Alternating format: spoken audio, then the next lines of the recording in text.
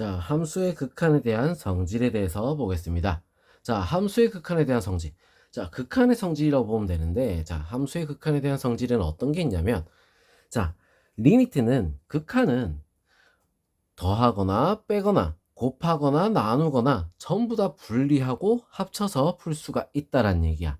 자, 그래서 우리가 이 범위만 같다면, x가 a로 간다. 이 범위가 같다면 결합도 가능하고, 자, 분리도 가능하다. 알겠죠?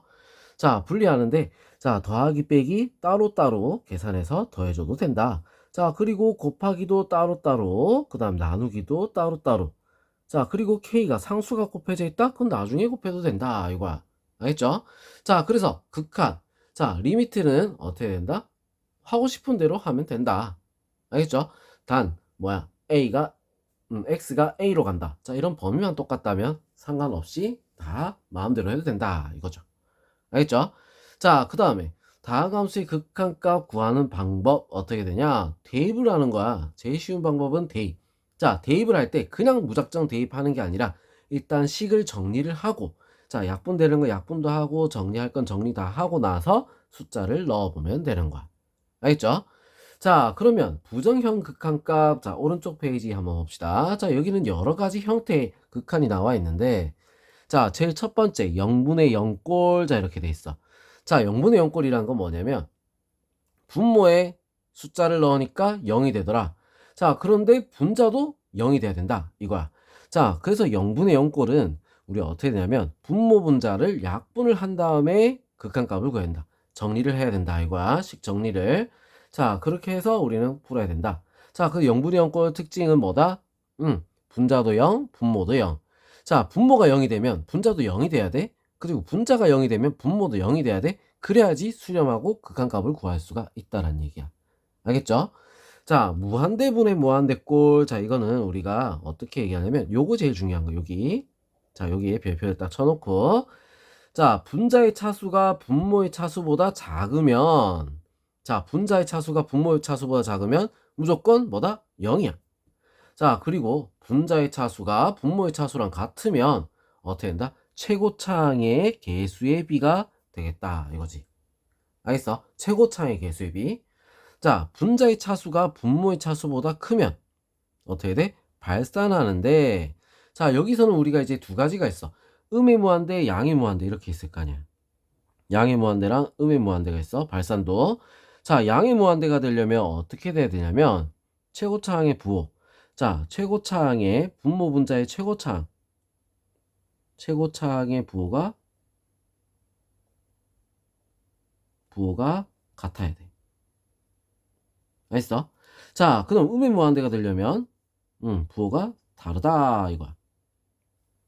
무슨 말인지 알겠죠? 자, 요렇게 우리가 생각을 해줘야 된다. 자, 차수를 가지고 문제를 풀어야 된다는 거야. 무한대분의 무한대꼴. 자, 그 다음에 무한대 마이너스 무한대꼴은 우리가 어떻게 되냐?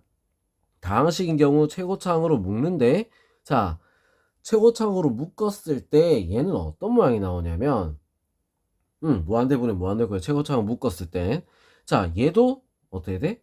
발산을 하게 돼. 발산을. 자, 최고차항 묶었을 때 발산을 보통 하게 되는데, 자, 그럼 이것도 양의 무한대, 음의 무한대가 나뉠 거잖아. 자, 이것도 마찬가지야. 최고차항의 부호가 양수면 무한대. 자, 이것도 두 가지가 있어. 양의 무한대와 음의 무한대.